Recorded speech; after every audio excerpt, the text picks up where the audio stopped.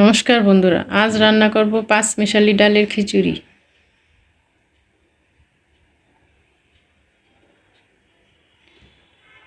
5 প্রকার ডাল নিলাম। খিচুড়ি বসিয়ে দিব। ফ্রাই প্যানে দিয়ে দিলাম তেল, শুকনা মরিচ, এলাচি, দারচিনি, তেজপাতা, পাঁচফোড়ন দিলাম।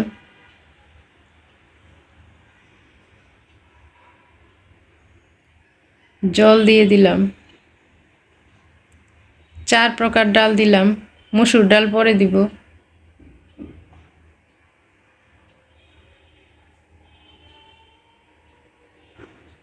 ডাল মোটামুটি সিদ্ধ হয়ে গেছে।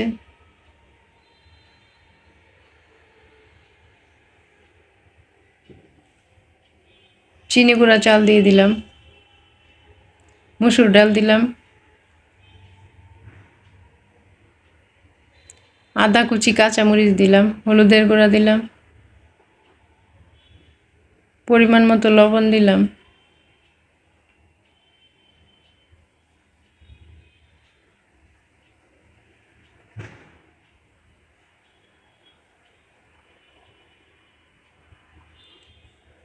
ঢাকনা দিয়ে মৃদু আঁচে 10 মিনিট রান্না করব। তৈরি হয়ে গেল পাঁচমিশালি ডালের খিচুড়ি।